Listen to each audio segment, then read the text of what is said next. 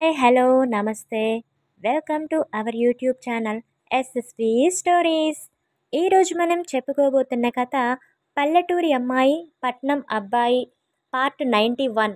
Okay, ఇక ఏమాత్రం ఆలస్యం చేయకుండా కథలోకి వెళ్ళిపోదాం.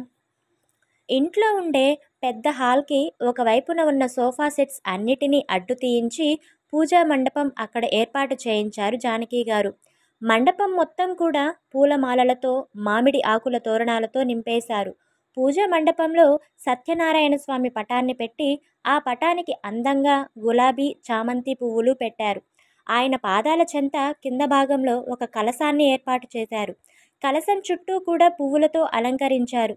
ఆ సత్యదేవుని పటం ముందు వెండి దీపపు కుందెలు ఉంచి అందులో నూనె వేసి వత్తులు వేసి ఉన్నారు. ఆ సత్యదేవుని కోసం నైవేద్యాలుగా పూర్ణాలు, పొంగలి, పాయసం, పంచామృతం, అప్పాలు, గారెలు, రవ్వ, చక్కెర, యాలకులు, కిస్మిస్, కాజు అన్నీ మిక్స్ చేసిన పదార్థం, పండ్లు అన్నీ సమర్పించారు. అన్నీ సిద్ధం చేసుకున్నారు కనుక పంతులు గారు పీటల మీద కూర్చున్న హారిక వైపు చూస్తూ, తల్లి, దేవుని ముందు దీపం వెలిగించి హారతి ఇచ్చి ఈ కొబ్బరికాయలు కొట్టి వ్రతాన్ని ప్రారంభించండి అని చెప్తారు. ఆయన మాట విన్న వెంటనే హారిక దీపాలు వెలిగించి అగర్బత్తి ధూపం వేసి కొబ్బరికాయలు కొట్టి హారతి ఇస్తుంది. హారిక హారతి ఇచ్చి కళ్ళకి అద్దుకుని ఆ ప్లేట్ని విహాన్ వైపు పెడుతుంది భయంగానే. విహాన్ నలుగురిలో సీన్ చేయడం ఇష్టం లేక మౌనంగా హారతి కళ్ళకి అద్దుకోగా, బాబు, కుంకుమ కాస్త తీసి నువ్వు అమ్మాయి పాపిట్లో పెట్టు. అమ్మాయి, నువ్వు కూడా కుంకుమ తీసి నీ భర్త నుదుటిన పెట్టు.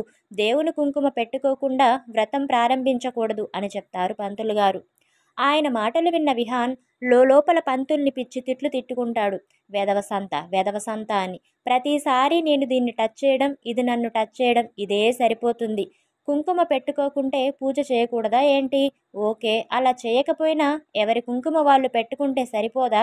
ఇలా ఒకరికి ఒకరు పెట్టడం ఏంటి? ఈ పంతులు నిన్నటి నుండి ఓవర్ యాక్షన్ చేస్తూనే ఉన్నాడు. నిన్నంతా చేసిన తంతులు సరిపోవా?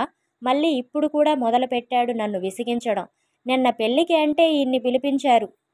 ఈరోజు కూడా ఈయనే కాకుంటే వేరే పంతుల్లే లేరా? ఏంటో ఈ ప్రపంచం మీద ఇతగాడు ఒకడే పంతులు ఉన్నట్టు అన్నిటికీ ఇతన్నే పిలిచి నా బుర్ర తినేసేలా చేస్తున్నాడు అనుకుంటాడు. అతను పంతులు గారిని తిట్టుకునే పనిలో బిజీగా ఉండగానే హారిక సైలెంట్గా అతని నుదుటిన కుంకుమ బొట్టు పెడుతుంది. ఆమె చెయ్యి తనని తాకగానే పంతులు వైపు నుండి చూపు తిప్పి హారికాని చూస్తాడు. అతను ఆమెని చూడగానే హారిక టక్కున బొట్టు పెట్టేసి తల పక్కకి తిప్పేసుకుంటుంది. ఏంటో పాపం హారికకి విహాన్ వైపు చూడాలి అన్నా కూడా భయంగా ఉంది. అందుకే అతని వైపు చూసే సాహసం చెయ్యట్లేదు ఆమె.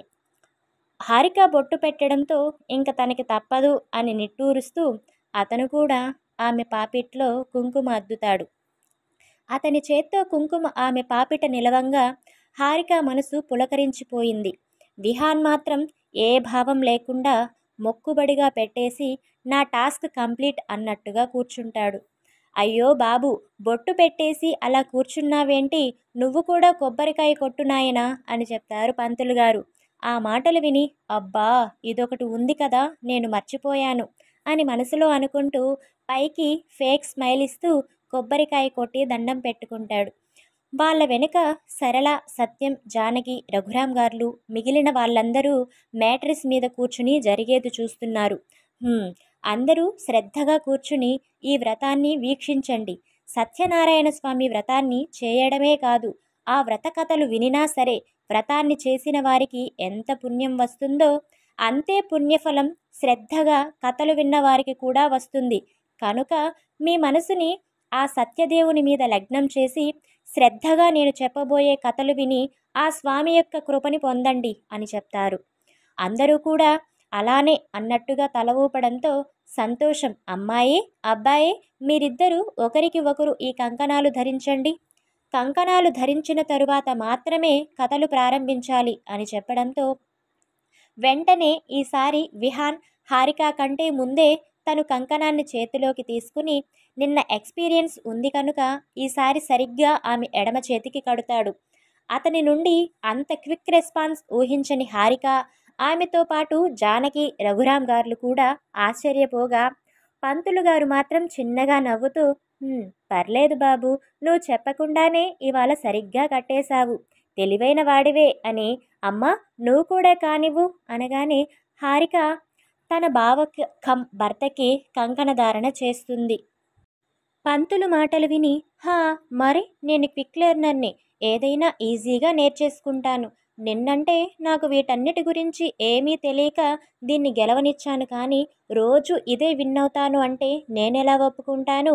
ఈ విహాన్ వర్ధన్ ఎప్పుడూ విజయం వైపే ఉండాలి అని గర్వంగా ఫీల్ అవుతాడు, ఏదో గొప్ప ఘనకార్యం చేసినట్టు. వెనుక అన్నీ చూస్తున్న ఊరు వాళ్ళు మాత్రం, అబ్బో మన జానకి కొడుకు చాలా హుషారుగా ఉన్నాడుగా, నిన్న ఏమీ తెలియనట్టు ఉన్నాడు, కానీ ఈరోజు అన్నింట్లో తనే ముందుంటున్నాడు. ఒక్క పూటలోనే ఇంత మార్పా? అయినా మన పిచ్చి కానీ పెద్ద పెద్ద చదువులు చదువుకుని పెద్ద పెద్ద వ్యాపారాలు చేసేవాడికి ఇవి ఒక లెక్క అంటలే, ఏవైనా తేలిగ్గా నేర్చుకుంటారు. అయినా ఇల్లే ఇంత పెద్దగా ఉంది, ఇంకా ఆఫీసు ఇంకెంత పెద్దగా ఉంటుందో ఏమో. ఏది ఏమైనా ఈ సత్యం సరళ మా గొప్ప అదృష్టం చేసుకున్నారులే. అందుకే చదువు సంధ్య లేకపోయినా ఇంత గొప్పోడిని అల్లుడిగా తెచ్చుకోగలిగారు అని అసూయపడుతుంటారు. వాళ్ళు అలా అనుకుంటూ ఉండగానే పంతులు గారు తన గొంతు సవరించుకుని, ఈ సత్యదేవుని వ్రతానికి సంబంధించింది స్కంద పురాణంలో ఉంటుంది. ఇందులో ముఖ్యంగా చెప్పుకునేవి 5 కథలు ఉంటాయి. ఈ వ్రతాన్ని ఆ సత్యదేవుని మీద నమ్మకంతో, భక్తి శ్రద్ధలతో, మంచి మనసుతో, నిష్కల్మతతో చేస్తే మనకి ఎలాంటి ఫలితం వస్తుంది అన్న దాని గురించి ఉంటుంది.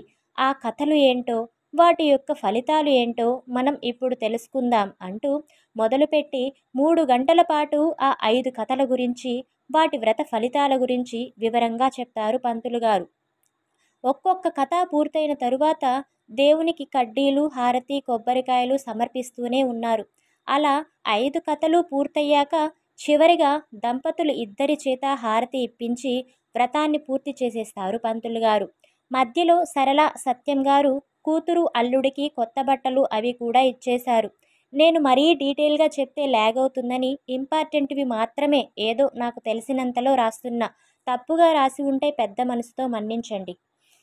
పూజ పూర్తయ్యాక నైవేద్యాలు అన్నీ ఆ సత్యదేవునికి కొంచెం కొంచెంగా సమర్పించిన తరువాత పంతులుగారు అందరినీ వచ్చి ఆ కొత్త జంటని ఆశీర్వదించమని చెప్తారు. దాంతో వ్రతానికి వచ్చిన వాళ్ళందరూ తమతో తెచ్చిన చీరలు కావచ్చు, పండ్లు, జాకెట్ ముక్కలు, మనీ ఇచ్చేవాళ్ళు మనీ, ఇలా ఎవరికి తోచినవి వాళ్ళు ఇచ్చి అక్షింతలు చల్లి ఆశీర్వదిస్తారు. హారిక వచ్చిన అందరి కాళ్ళకి దండం పెడుతుంటుంది.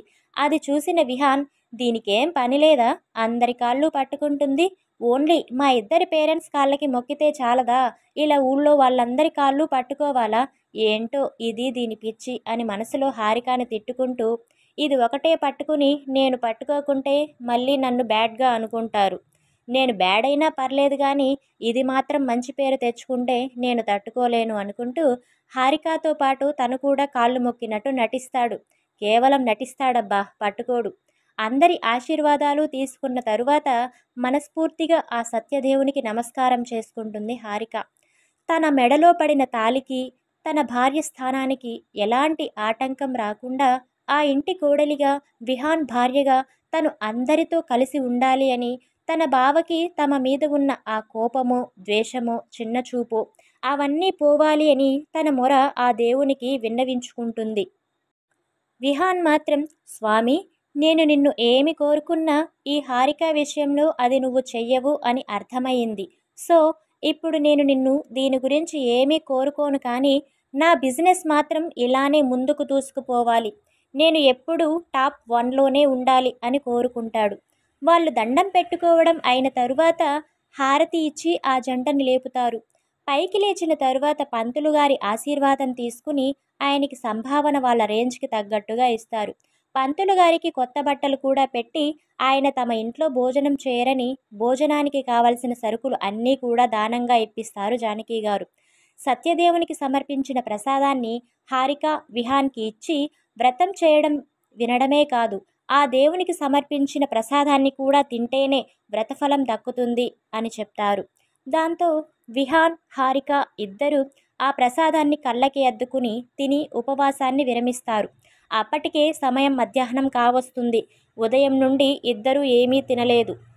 ఇప్పుడు తిన్న కాస్త ప్రసాదం తప్ప సరళ, సత్యం, జానకి, రఘురాం గార్ల దగ్గర కూడా ఆశీర్వాదం తీసుకున్న తరువాత సత్యనారాయణ స్వామి వ్రతం సంపూర్ణంగా పూర్తి అయింది.